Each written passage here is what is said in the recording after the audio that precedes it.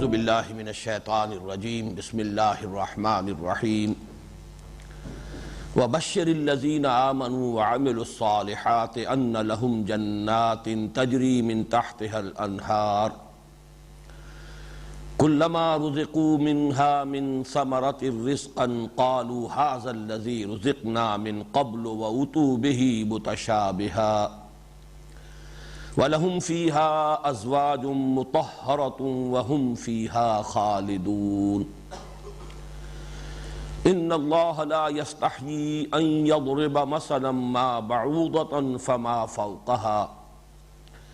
فَأَمَّا الَّذِينَ آمَنُوا فَيَعْلَمُونَ أَنَّهُ الْحَقُّ مِنْ رَبِّهِمْ وَأَمَّا الَّذِينَ كَفَرُوا فَيَقُولُونَ مَاذَا أَرَادَ اللَّهُ بِهَذَا مَثَلًا يضل به كثيرا ويهدي به كثيرا وما يضل به إلا الفاسقين الذين ينقضون عهد الله من بعد ميثاقه ويقطعون ما أمر الله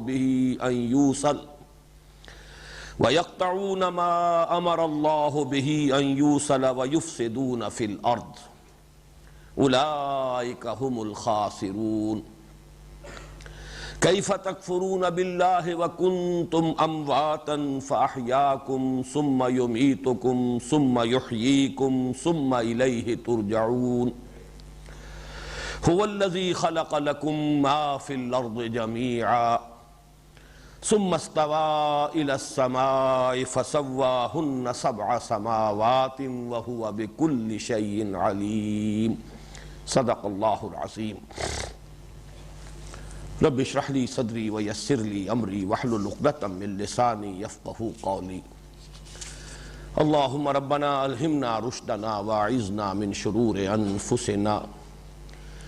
اللهم ارنا الحق حقا وارزقنا اتباعه وارنا الباطل باطلا وارزقنا اجتنابه اللهم ارحمنا بالقرآن العظيم واجعله لنا اماما ونورا وهدى ورحمة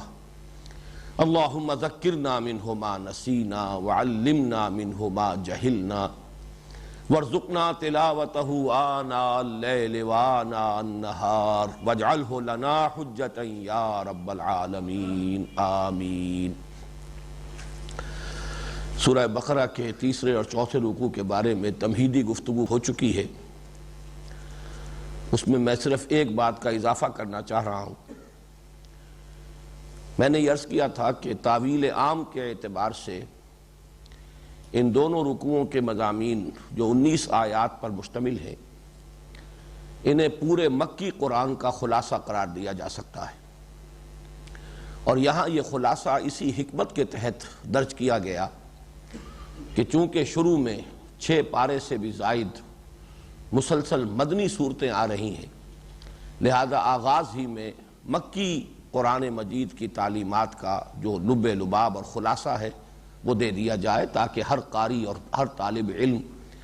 جو قرآن کا سلسلے وار شروع سے مطالعہ کر رہا ہو اس کے سامنے قرآن حکیم کا وہ حصہ کہ جو ہجرت سے قبل مکہ مکرمہ میں نازل ہوا ہے اس کی تعلیمات کا خلاصہ آ جائے۔ لیکن ایک بات میں نے یہ عرض کی تھی کہ مولانا امین احسن اصلاحی صاحب کا یہ خیال ہے، اگرچہ میرا دل اس پر ٹھک نہیں رہا، کہ اس تیسرے رکوع کے مضامین میں جو اصل خطاب کا رخ ہے وہ بنی اسماعیل کی طرف ہے۔ میں نے مزید اس پر غور کیا ہے تو اس حقیقت کی طرف توجہ ہوئی کہ واقعہ یہ ہے کہ خود مدینہ منورہ میں امیین کا ایک بہت بڑا اہم طبقہ موجود ہے، لہذا بنی اسماعیل کی طرف اس کے رخ کو معین کرنا کوئی ضروری نہیں ہے، اس لیے کہ مدینہ منورہ میں صرف یہود ہی آباد نہیں تھے، 3 قبیلے یہود کے تھے، تو اس کے ساتھ ہی 2 قبیلے جو اصل عرب قبیلے، بلکہ میں یہاں لفظ اصل کو زور دے کر اس لیے ادا کر رہا ہوں کہ یہ اصطلاح بھی آپ کے سامنے آ جائے، عرب عاربہ اور عرب مستعربہ۔ قدیم جو عرب باشندے ہیں ان کو 2 حصوں میں تقسیم کیا گیا، ایک جو اصل عرب ہیں، پرانے عرب باشندے، اور ایک وہ کہ جو مستعربہ ہیں، جو عرب بن گئے، باہر سے آئے۔ چنانچہ بنی اسماعیل جو ہیں وہ خود عرب عاربہ میں شامل نہیں ہیں، وہ عرب مستعربہ ہیں، اس لیے کہ حضرت ابراہیم علیہ السلام کا وطن معلوف جو ہے وہ تو عراق تھا، شہر ارج جو ہے وہ آپ کا مقام پیدائش ہے، پھر آپ کی زندگی کا اکثر و بیشتر حصہ جو ہے وہ شام اور فلسطین کے علاقے میں گزرا ہے۔ صرف یہ کہ اپنے ایک صاحبزادے کو، اپنے بڑے بیٹے حضرت اسماعیل کو اللہ کے حکم سے یہاں لا کر آباد کر دیا۔ تو اسماعیل اور ان کی نسل اصل میں عرب عاربہ نہیں ہے بلکہ عرب مستعربہ ہے، جبکہ اوس اور خزرج کے دو قبیلے جو مدینے میں آباد تھے یہ اصل یمنی قبائل ہیں۔ وہ جو سد معارب جب ٹوٹا ہے اور وہاں سیلاب آیا ہے اور تباہی آئی ہے یمن میں، تو جو مختلف قبائل وہاں سے نکلے ہیں ان میں سے یہ دو قبیلے آ کر مدینے میں آباد ہو گئے، یہ تو اصل عرب ہیں۔ تو ظاہر بات ہے کہ امیین کا لفظ اسی سورہ بقرہ میں کچھ آگے چل کر آ جائے گا کہ امیین سے مراد صرف بنی اسماعیل نہیں ہے بلکہ عرب کے وہ تمام باشندے جن کے پاس کوئی کتاب نہیں تھی، کوئی شریعت نہیں تھی، جن کی طرف کوئی نبی نہیں آئے، جیسے کہ سورہ یاسین میں ہے لِتُنذِرَ قَوْمًا مَا أُنذِرَ آبَاؤُهُمْ فَهُمْ غَافِلُونَ۔ یہ قرآن اے محمد آپ پر نازل کیا جا رہا ہے تاکہ آپ خبردار کر دیں اس قوم کو جس کے آباء و اجداد کو خبردار نہیں کیا گیا، اور اسی بنا پر وہ غافل ہیں، اس لیے کہ حضرت اسماعیل سے لے کر اور حضرت محمد تک صلی اللہ علیہ وسلم علیہ السلام کو سلسلہ نبوت و رسالت عرب کی سرزمین میں نہیں رہا۔ اس اعتبار سے جو شریعت سے، کتاب سے ناآشنا تھے وہ امیین ہیں۔ تو امیین میں بنی اسماعیل ہیں اصلاً، اس لیے کہ خود حضور صلی اللہ علیہ وسلم بھی انہی میں سے تھے، لیکن اس لفظ کا اطلاق جو ہے اوس اور خزرج کے قبائل پر بھی ہو جائے گا۔ اس اعتبار سے میرے نزدیک زیادہ صحیح بات یہی ہے کہ اس رکوع میں جو خطاب ہو رہا ہے یا ایھا الناس، اگرچہ الفاظ عام ہیں جیسا کہ میں نے کل عرض کیا تھا، لیکن اگر اسے ہم تعویل خاص کے حوالے سے معین کریں تو مدینے کے یہ دو قبائل جو اصل عرب قبائل ہیں اوس اور خزرج، وہ گویا کہ یہاں مخاطب ہیں۔ البتہ اصل میں تو یہ قرآن مجید کی ابدی دعوت کا خلاصہ ہے جو آ رہا ہے۔ پھر آپ کو یاد ہوگا میں نے عرض کیا تھا کہ اس کے جو پہلی 5 آیات ہیں اس میں قرآن حکیم کی دعوت کا لب لباب بھی آ گیا ہے اور اس کے اساسی نظریات کا خلاصہ بھی۔ دعوت تو میں عرض کر چکا ہوں کل، ایک آیت میں مکمل ہے، یا ایھا الناس اعبدوا ربکم الذی خلقکم والذین من قبلکم لعلکم تتقون۔ عبادت رب، بندگی رب کی دعوت، یہی تمام انبیاء کی دعوت رہی، تمام رسولوں کی دعوت رہی، یہی قرآن حکیم کی بنیادی دعوت ہے۔ چنانچہ اسی سے قرآن مجید تمہیدی جو 2 رکوع آ چکے ہیں جن میں 3 قسم کے انسانوں کی تشریح بیان کی گئی ہے، اس کے بعد اپنی دعوت کا آغاز کر رہا ہے تو اسی لفظ سے کر رہا ہے۔ یہی غایت تخلیق ہے جنوں اور انسانوں کی۔ اس اعتبار سے دعوت تو پہلی آیت میں آ گئی، لیکن یہ کہ پہلی 2 آیتوں کو اگر جمع کریں گے تو اصل میں اس میں جو سب سے بنیادی نظریہ ہے اسلام کا، اساسی نظریات میں سب سے زیادہ اساسی نظریہ یعنی توحید، اس کی تکمیل ہو گئی۔ توحید عملی اعبدوا ربکم، اور توحید صفاتی یا توحید نظری، توحید فی العقیدہ ولا تجعلوا للہ اندادا وانتم تعلمون۔ اور یہ بھی دیکھیے بڑا حسین توازن پیدا ہوا ہے۔ میں نے کل عرض کیا تھا کہ اس سے پہلے قرآن مجید میں سورہ فاتحہ میں بھی، اگرچہ وہاں ہمارا ایک دعا کا جو کلمہ ہے اس کو انشائیہ کہا جا سکتا ہے، اہدنا الصراط المستقیم، لیکن یہ کہ اس کے بعد سورہ بقرہ کے 2 رکوعوں میں کہیں کوئی کلام انشائیہ نہیں آیا، کلام خبریہ ہے۔ لیکن یہاں ان 2 آیتوں میں کلام انشائیہ آیا ہے اس توازن کے ساتھ کہ ایک امر ہے ایک نہیں ہے۔ اعبدوا ربکم یہ امر ہے، حکم ہے، فلا تجعلوا للہ اندادا یہ نہیں ہے، ایک امر ایک نہیں، اور ان دونوں ہی پر مشتمل ہوتا ہے کلام انشائیہ۔ اس کے بعد کی 3 آیات میں تقسیم دیکھیے کہ 1.5 آیت میں رسالت کا ذکر ہے اور 1.5 آیت میں آخرت کا ذکر ہے۔ چنانچہ یہی اساسی نظریات ہیں، یہی ایمان ہے۔ ایمان کا اصل، اس کی بنیاد، اس کی جڑ وہ تو ہے ایمان باللہ، توحید کے ساتھ 2 آیات میں اس کا بیان ہو گیا۔ اس کے بعد ہے ایمان بالرسالت۔ ظاہر بات ہے کہ محمد الرسول اللہ صلی اللہ علیہ وسلم کی رسالت کی بنیاد یہ ہے کہ قرآن اللہ کا کلام ہے جو آپ پر نازل ہوا۔ وہ لوگ انکار محمد ابن عبداللہ کا نہیں کرتے تھے، محمد رسول اللہ صلی اللہ علیہ وسلم کا کرتے تھے۔ اصل انکار تو قرآن کا تھا، محمد کا نہیں تھا صلی اللہ علیہ وسلم۔ اس اعتبار سے نبوت و رسالت کا جو مضمون آیا ہے وہ اس اعتبار سے وَإِن كُنتُمْ فِي رَيْبٍ مِّمَّا نَزَّلْنَا عَلَىٰ عَبْدِنَا، اس میں ذرا نوٹ کیجئے کہ یہ عبد کی نسبت کو نمایاں کیا گیا ہے۔ قرآن مجید میں جہاں بھی حضور صلی اللہ علیہ وسلم پر قرآن مجید کے نزول کا تذکرہ ہو،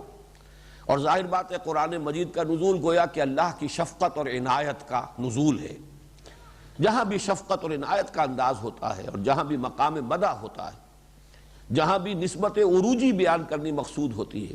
وہاں حضور کی نسبت عبدیت کو نمایاں کیا جاتا ہے۔ سبحان الذی اسری بعبدہ لیلا من المسجد الحرام الی المسجد الاقصی، الحمد للہ الذی انزل علی عبدہ الکتاب ولم یجعل لہ عوجا۔ اس پر بہت سے مواقع پر تفصیلی گفتگو میں کر چکا ہوں، خاص طور پر مولانا روم کے حوالے سے، کہ یہ عروجی اور نزولی جو کیفیات ہوتی ہیں، عبدیت میں چونکہ رخ ہے اللہ کی طرف، بندہ اللہ کی طرف رخ کر کے کھڑا ہے، یہ عروجی کیفیت ہے۔ رسالت میں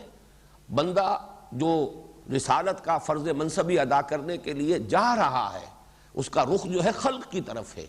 اس اعتبار سے وہ نزولی نسبت ہے۔ گویا کہ اگر ہم یوں کہیں کہ جبل نور سے حضور نازل ہو رہے ہیں، اتر رہے ہیں، یہ نزولی نسبت ہے، اس لیے کہ اب آپ کو جا کر لوگوں کو خبردار کرنا ہے۔ حضرت موسیٰ علیہ السلام کوہ طور سے اتر رہے ہیں، یہ نزولی کیفیت ہے، اس لیے کہ فرمایا گیا اذهب الى فرعون انه طغى۔ لیکن جب حضرت موسیٰ کوہ طور پر تھے یا حضور صلی اللہ علیہ وسلم جبل نور پر تھے، تو یہ ہے عروجی کیفیت۔ تو وَإِن كُنتُمْ فِي رَيْبٍ مِّمَّا نَزَّلْنَا عَلَىٰ عَبْدِنَا فَأْتُوا بِسُورَةٍ مِّن مِّثْلِهِ، اس کی تفصیل میں کل عرض کر چکا ہوں۔ وَادْعُوا شُهَدَاءَكُم مِّن دُونِ اللَّهِ إِن كُنتُمْ صَادِقِينَ فَإِن لَّمْ تَفْعَلُوا وَلَن تَفْعَلُوا، پھر اگر نہ کر پاؤ اور ہرگز نہیں کر پاؤ گے، فَاتَّقُوا النَّارَ الَّتِي وَقُودُهَا النَّاسُ وَالْحِجَارَةُ۔ اب دیکھیے تیسری آیت کے چوتھی آیت کے وسط سے ہی اب ذکر شروع ہو گیا ہے آخرت کا۔ آخرت یہاں پر فلسفیانہ انداز میں بیان نہیں ہو رہا، جہنم اور جنت کا تذکرہ، یہی معاد ہے، یہی آخرت ہے، یہی بنیادی نظریہ ہے۔ اسلام کے اساسی نظریات میں سے تیسرا نظریہ معاد اور آخرت کی زندگی،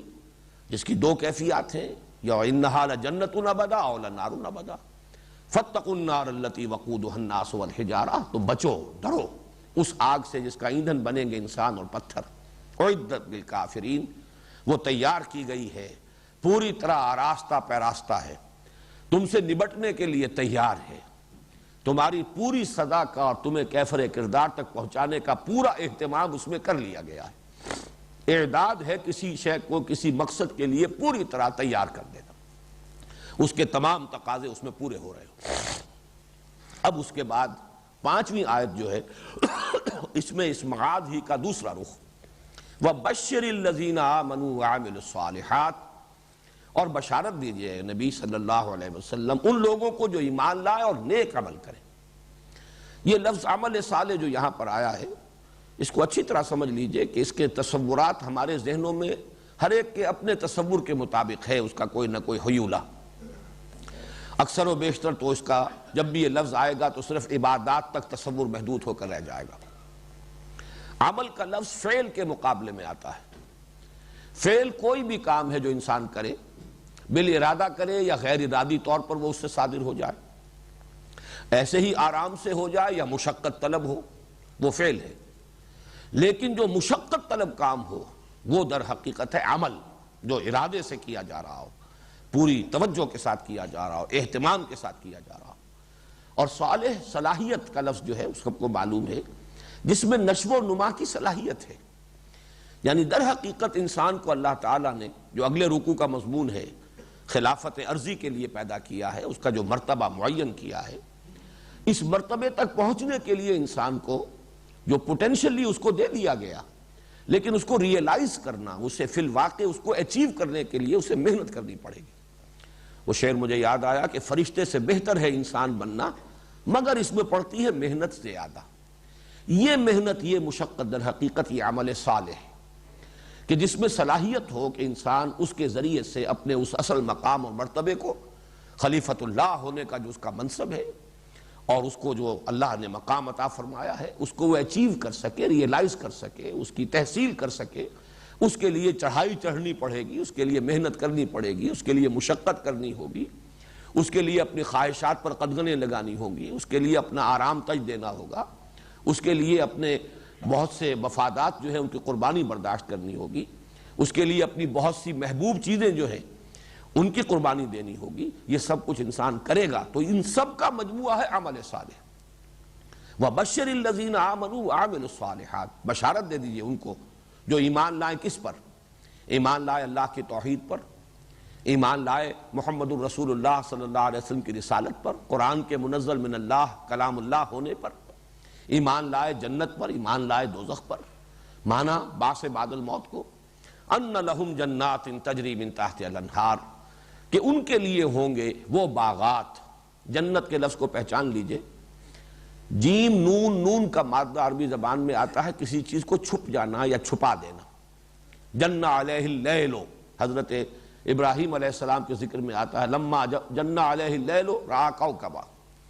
جب رات کا تاریکی کا پردہ چھا گیا ان پر تو انہوں نے دیکھا ایک ستارہ۔ اسی لیے جنین کہتے ہیں وہ بچہ جو رحم مادر میں ہے، معلوم تو ہے کہ بچہ ہے لیکن نظر نہیں آ رہا، مخفی ہے، چھپا ہوا ہے، وہ جنین ہے۔ جن اسی لیے انس کے مقابلے میں بیان کر چکا ہوں کہ انسان یہ آنسا، یہ ایک رائے ہے کہ آنسا سے یہ لفظ انسان بنا ہے، جو نظر آتا ہے، مرئی ہے، جبکہ جنات وہ ہیں کہ جو نظر نہیں آتے، وہ مخفی ہیں، چھپے ہوئے ہیں، غیر مرئی ہیں۔ تو جنت باغ کو اس لیے کہا جاتا ہے کہ زمین کو اس کے اوپر کا سبزہ ڈھانپ لیتا ہے۔ یہ بہت خوبصورت انداز ہے کہ اگر ہوائی جہاز میں سے آدمی جا رہا ہو تو کہیں تو اگر صحرا ہے لق و دق تو نظر آئے گا، ننگی زمین ہے، اریاں ہے، زمین نظر آ رہی ہے۔ جہاں کوئی نباتات ہے، کوئی جنگل ہے یا ویسے ہی کھیت ہے، کوئی ہریاول ہے تو وہ ظاہر بات ہے زمین نظر نہیں آئے گی، زمین اب چھپ گئی ہے۔ اور اس کو جیسا کہ قرآن مجید میں آتا ہے اس نے گہنا پہن لیا ہے، اس کے اب زیورات ہیں، وزینت، اس نے زینت اختیار کر لی ہے۔ یہ در حقیقت یہ ساری ہریالی جو ہے یہ اس کا تزین ہے، اس نے اس کے ذریعے سے اپنے آپ کو مزین کر لیا ہے، خود زمین جو ہے وہ چھپ گئی ہے۔ تو جنات تجری من تحتہا الانہار، جن کے دامن میں، یہ ترجمہ میں کر رہا ہوں، اگرچہ لفظ جو ہے تحت کے معنی جو ہے وہ تو ہے نیچے، تحت اور فوق، تحت کسی شے کے نیچے، فوق کسی شے سے اوپر، یہ ظرف کے لیے ہے۔ لیکن یہ ہے کہ اصل میں جو تصور ذہن میں رکھیے، جو کوئی نیچرل کوئی ویجیٹیشن کہیں پر ہو، کہیں فطری قسم کا باغ ہو، ایک تو باغ ہیں جو لگائے جاتے ہیں، ہمارا شالامار باغ ہے، اس کی تو پلاننگ کی گئی، اس کے تختے بنائے گئے، اس کے لیولز معین کیے گئے، لیکن عام طور پر جو باغات ہوتے ہیں فطری طور پر ان میں یہی ہوتا ہے، اور خاص طور پر عرب کا جہاں پر قرآن مجید نازل ہو رہا تھا، کہ اونچی نیچی زمین ہے، پہاڑی علاقہ ہے، اگر اس پہاڑی کے وادی میں سے، دونوں پہاڑیوں کے درمیان جو نالا ہے، آپ جب بھی کہیں جائیں گے یہی نظر آئے گا، درمیان میں پانی جو ہے اس کے بہنے کی جگہ ہوتی ہے، وہاں کوئی چشمہ جو ہے رواں دواں ہے، تو اس سے خود بخود سیرابی ہو رہی ہے، دونوں طرف جو اونچی جگہ ہے اس کے لیے گویا کہ اریگیشن کا ایک نیچرل بندوبست ہے۔ لیکن یہ کہ ظاہر بات ہے کہ اس ڈھلوان میں کوئی شے جو ہے، کوئی پودا یا کوئی ہریاول نہیں ہوتی، اس لیے کہ وہاں تو پانی کا تیز دھارا جو ہے وہ بہہ رہا ہے، وہ کسی بھی وہاں پر پیداوار کو، کسی نباتات کو نہیں رہنے دے گا۔ تو یہ ہے کہ دامن میں، جس کو غالباً علامہ اقبال کے اشعار بھی مجھے یاد آ رہے ہیں، اس میں بھی لفظ دامن ہے، دامن میں کوہ کے ایک چھوٹا سا جھونپڑا ہو، لیکن یہ کہ اسی میں وہ ندی کا تذکرہ بھی موجود ہے کہ وہ اس کا پانی جو ہے وہ پانی بھی موج بن کر اٹھ اٹھ کے دیکھتا ہو۔ تو یہ ایک پہاڑی سینری ہے کہ دونوں طرف جو ہے کچھ اونچان ہے، درمیان میں وادی ہے، وادی میں کچھ چشمہ بہہ رہا ہے، اور اس کی جو اس کی اریگیشن ہے اس سے دونوں طرف وہ ویجیٹیشن ہے، وہاں ہریاول ہے، پودے ہیں، درخت ہیں۔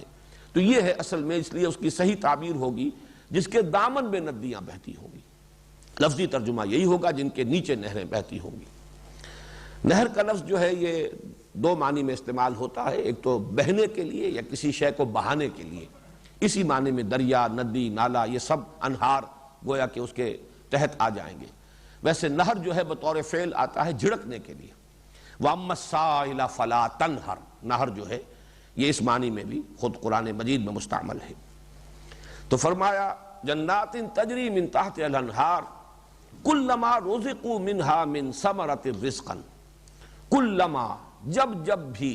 بھی کبھی، اب یہ گویا کہ اس کا باب محاورہ ترجمہ ہوگا، جب بھی کبھی رزقوا منہا، رزق دیے جائیں گے اس میں سے، ہا کی ضمیر جنت کی طرف، اس جنت میں سے، من ثمرۃ الرزق،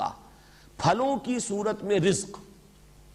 یہ ثمر اگر آئے گا بغیر تے کے تو یہ ہے جن سے پھل، شجر جن سے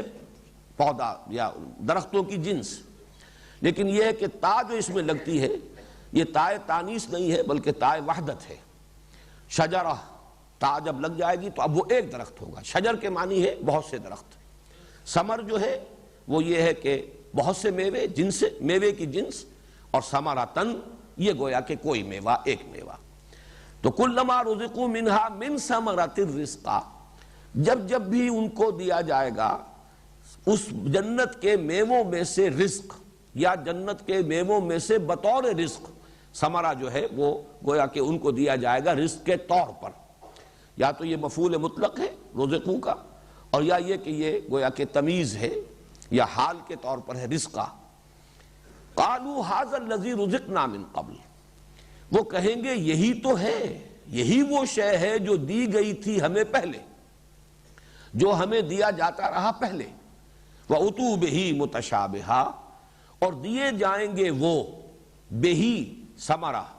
اس پھل یا رزق کی شکل میں، متشابہ وہ چیزیں کہ جو ایک دوسرے سے مشابہ ہوں گی، ایک دوسرے سے ملتی جلتی ہوں گی، ایک دوسرے سے مماثل ہوں گی. یہ ذرا یہاں پہ غور کرنا پڑے گا کہ اس سے مراد کیا ہے، اس لیے کہ یہ ذرا مشکلات القرآن میں سے یہ مقام، اور آگے کی آیت کا بھی اس کے ساتھ ایک تعلق اور ربط ہے. یعنی جب جنت میں میوے ملیں گے جنتیوں کو تو وہ پکار اٹھیں گے یہی تو ہے جو ہمیں پہلے بھی ملا. اب اس کے مفہوم کیا کیا ممکن ہے. ایک تو یہ کہ جنت میں جو میوے ملیں گے شکل کے اعتبار سے وہ دنیا کے میووں سے ملتے جلتے ہوں گے. قرآن مجید میں بھی آیا رمان ہے اور نخل ہے اور عناب ہے، سب کچھ ہے، وہ ساری چیزیں جو یہاں کے میوے ہیں وہ وہاں بھی ہوں گے.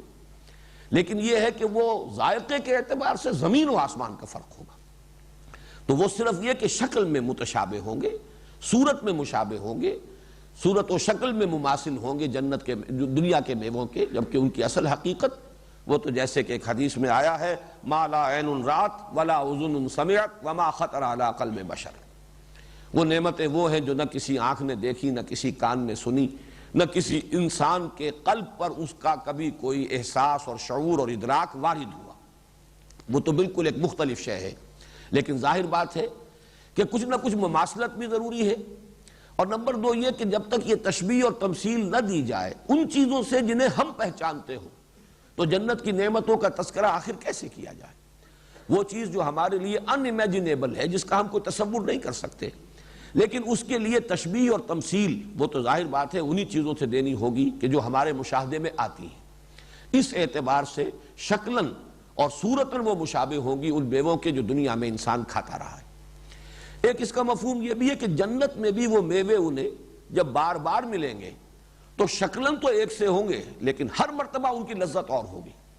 اس لیے کہ انسان جو ہے وہ منوٹنی جس کو آپ کہتے ہیں، طبیعت اکتا جاتی ہے، ایک ہی چیز مسلسل اور ایک ہی ذائقہ جو ہے. تو اگرچہ وہ رمان رہے گا لیکن یہ کہ اس رمان کا ذائقہ جو ہے وہ بدلتا رہے گا، اس میں نئی رعنائی پیدا ہوتی رہے گی، اس میں نئی کیفیت اور نئی لذت پیدا ہوتی رہے گی. اور ایک اس میں مفہوم جو ہے وہ ذرا صوفیانہ انداز کا بھی لیا گیا ہے. اور اگرچہ مولانا اصلاحی صاحب کا مزاج جو ہے وہ متصوفانہ نہیں ہے، لیکن یہ کہ مجھے خوشی ہوئی کہ انہوں نے بھی یہ مضمون لیا ہے اور بیان کیا ہے. اور وہ یہ ہے کہ در حقیقت انسان جو بھی عمل کرتا ہے اس دنیا میں اس عمل کا ایک ذائقہ ہے، روحانی ذائقہ. آپ نے کوئی نیکی کی، اس کی ایک مسرت آپ کو حاصل ہوتی ہے، انبساط ہوتا ہے، طبیعت میں خوشی ہوتی ہے، گویا کہ ایک لذت حاصل ہوتی ہے. یہ لذت جو ہے اس سے مشابہ ہوگی وہ لذت کہ جو آخرت میں جنت میں جو جزا میں جو چیزیں ملیں گی، جو میوے ملیں گے، اس وقت یاد آئے گا کہ یہ وہ لذت ہے جس کا ہمیں احساس دنیا میں ہوا تھا جب ہم نے فلاں نیکی کا کام کیا، فلاں خیر کا کام کیا. اسی طریقے سے گناہ ہے، برے اعمال ہیں، ان کی تلخی ہے. وہ تلخی جو ہے فطرت انسانی محسوس کرتی ہے، اس لیے ضمیر جو ہے انسان کا ملامت کرتا ہے، وہ فطرت جو ہے اباح کرتی ہے. تو اس اعتبار سے عمل چاہے وہ نیکی کا ہو چاہے بدی کا ہو، اس کی ایک لذت ہے، اس کا ایک ذائقہ ہے. لذت تو کہنا چاہیے صرف نیکی کے لیے. تو انہیں احساس ہوگا کہ یہی لذت، اس کا تجربہ ہمیں ہو چکا ہے جب ہم نے وہ کام کیے تھے، جب اللہ کی توفیق سے ہم نے وہ نیکیوں کے کام کیے تھے، ہمیں اللہ نے ہمت دی اور توفیق دی. تو ہمیں جو لذت اس وقت حاصل ہوئی تھی بالکل اسی کے مشابہ لذت ہے کہ جو آج ہمیں ان میووں کی صورت میں مل رہی ہے. کلما رزقوا منها من ثمرة رزقا قالوا هذا الذي رزقنا من قبل واتوا به متشابها. وَلَهُمْ فِيهَا أَزْوَاجٌ مُطَهَّرَةٌ وَهُمْ فِيهَا خَالِدُونَ، اور ان کے لیے ہوں گے اس میں، بلکہ ہوں گی اس میں بیویاں نہایت پاک باز، نہایت پاک کی ہوئی، مطہرہ جو ہے تطہیر سے، اس میں مفعول ہے، طہر یطہر تطہیرا، بڑے اہتمام سے اور بڑی جد و جہد سے کسی شے کو پاک کر دینا، صاف کر دینا، کسی قسم کی کثافت، کسی قسم کی گندگی، کسی قسم کی آلائش اس میں باقی نہ رہنے دینا، جیسے کہ الفاظ سورہ احزاب میں آئے ہیں کہ اے نبی کے گھر والوں، اللہ تو چاہتا ہے لِيُطَهِّرَكُمْ تَطْهِيرًا، اللہ چاہتا ہے کہ تمہیں خوب پاک اور صاف کر دے، کوئی بھی کسی درجے میں بھی جو تمہارے مقام اور مرتبے اور منصب سے مناسبت رکھنے والی بات نہیں ہے وہ تمہاری شخصیتوں میں، تمہاری سیرت میں باقی نہ رہے۔ تو ازواج مطہرۃ، نہایت پاک باز، اور یہ پاک کی ہوئی بیویاں ان کے لیے ہوں گی، وَلَهُمْ فِيهَا أَزْوَاجٌ مُطَهَّرَةٌ۔ البتہ یہاں نوٹ کر لیجئے کہ زوج کا لفظ جو عربی زبان میں آتا ہے وہ جوڑے کے لیے آتا ہے، مرد کے لیے عورت یعنی شوہر کے لیے بیوی زوج ہے، اور بیوی کے لیے شوہر زوج ہے۔ زوجہ کا لفظ جو ہے یعنی تانیث کے ساتھ قرآن مجید میں کہیں نہیں آیا، بلکہ عربی زبان میں بھی اس کا استعمال جو ہے وہ صرف نجد کی بولی میں، یعنی ایک کولوکیل جو ایک لینگویج ہے عربی کی جو نجد کے علاقے کی، اس میں تو وہ زوجہ اور زوجات پھر اس کی جو ہے جمع آتی ہے، لیکن باقی پورے عرب میں کہیں بھی یہ تائے تانیث کے ساتھ زوجہ کا لفظ استعمال نہیں ہوتا، بلکہ زوج جوڑا، بلکہ جوڑے کے دونوں فرد جو ہیں ان میں سے ایک ایک کو زوج کہا جائے گا، یعنی جب زوجین کہا جاتا ہے تو اس کا مطلب دو جوڑے نہیں ہیں، ایک جوڑے کے دو فرد، زوجین سے مراد ہے بیوی اور شوہر، مرد اور عورت، یا جو بھی چیزیں ہوں کسی بھی اعتبار سے ان کے اندر اگر وہ نسبت زوجیت ہے تو ایک ایک فرد کے لیے لفظ زوج آئے گا، اور پورے جوڑے کو ڈینوٹ کرنے کے لیے زوجین کا لفظ آئے گا۔ ہمارا عام تصور یہ ہوتا ہے زوجین کا ہم تصور کرتے ہیں شاید دو جوڑے، نہیں، بلکہ زوجین سے مراد جو ہے وہ ایک جوڑا ہے، اس لیے کہ زوج اس جوڑے کے ایک فرد کے لیے۔ قرآن مجید میں عام طور پر جوڑوں کے لیے یہ لفظ آیا ہے زوجین کا 8 مرتبہ، اور 3 مرتبہ یہ خاوندوں کے لیے بھی آیا، شوہروں کے لیے، ویسے 50 سے زائد مرتبہ یہ خواتین کے لیے، بیویوں ہی کے لیے آیا ہے۔ یہاں پر چونکہ ویسے بھی قرینہ ہے وَلَهُمْ فِيهَا أَزْوَاجٌ مُطَهَّرَةٌ، لہم جو ہے یہ ظاہر بات ہے کہ مذکر کی ضمیر ہے، ان کے لیے ہوگی اس میں جنت میں، تو یہاں پر ترجمہ بیویاں ہی کرنا ہوگا، اگرچہ اس میں اس بات کا احتمال موجود ہے کہ مذکر کا صیغہ قرآن مجید میں عام طور پر برسبیل تغلیب آ جاتا ہے، یعنی اگر کوئی مجمع ہو جس میں عورتیں بھی ہوں مرد بھی ہوں، انہیں خطاب کرنا ہے تو خطاب کے لیے جو صیغہ استعمال ہوگا وہ مذکر کا ہوگا، اور وہ گویا کہ حاوی ہو جائے گا دونوں پر برسبیل تغلیب، اس لیے کہ غالب عنصر جو ہے اس میں وہ مرد ہے، تو جب مرد کو خطاب کر لیا تو گویا کہ عورت خود بخود اس میں از خود داخل ہو گئی۔ اس اعتبار سے یہ احتمال موجود ہے، ویسے یہ کہ اس کی تفصیل میرے بھی علم میں نہیں ہے کہ یہ خواتین کا معاملہ جو ہے اللہ تعالیٰ کے ہاں جنت میں کیا ہوگا، یہ چیزیں بس کچھ مختلف قسم کی باتیں جو ہیں ادھر ادھر سے تو مل جاتی ہے، لیکن صراحت کے ساتھ قرآن مجید میں کہیں اس کا تذکرہ موجود نہیں۔ البتہ چونکہ اصلاً زوج کا لفظ دو طرفہ ہے تو یقیناً مردوں کے لیے اگر اللہ تعالیٰ نے مطہر ازواج رکھی ہیں تو اللہ تعالیٰ نیک بیویوں کے لیے بھی نیک شوہر عطا فرمائے گا، اس پر قیاس کیا جا سکتا ہے، لیکن یہ کہ عام طور پر برسبیل تغلیب قرآن مجید میں مذکر ہی کا صیغہ آتا ہے، تو جب مذکر مخاطب ہوگا تو زوج کا لفظ جب آئے گا تو اس کا ترجمہ بیویاں کرنا ہوگا۔ وَلَهُمْ فِيهَا أَزْوَاجٌ مُطَهَّرَةٌ وَهُمْ فِيهَا خَالِدُونَ، اور اس میں وہ ہمیشہ ہمیش رہیں گے، خلود، ہمیشہ ہمیش، پھر اس کے لیے کوئی انقطاع نہیں ہے، کوئی خاتمہ نہیں۔ یہاں اصل میں ہمارا کل کے درس کا جو نصاب تھا وہ پورا ہوا ہے۔ اب آج کی جو 4 آیات ہیں اس میں چند مسائل ہیں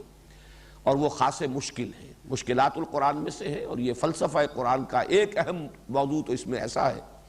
جس کے ضمن میں اللہ کا شکر ادا کرتا ہوں کہ جس قدر انشراح اللہ نے مجھے عطا فرمایا، اور یہ آج کی بات نہیں ہے،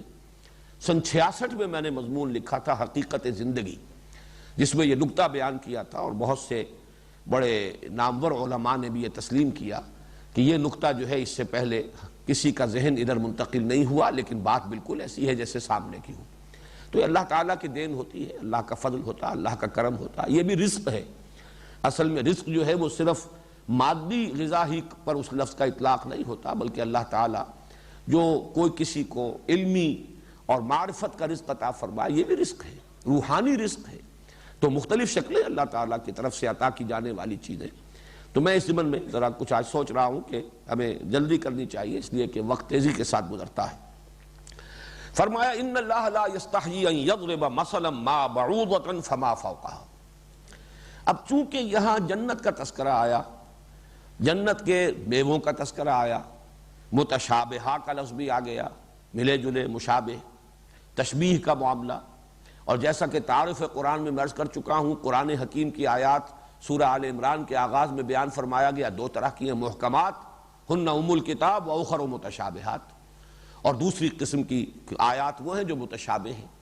جن کے حقیقی مفہوم کو ہم اس دنیا میں نہیں سمجھ سکتے، اور میں وہاں عرض کر چکا ہوں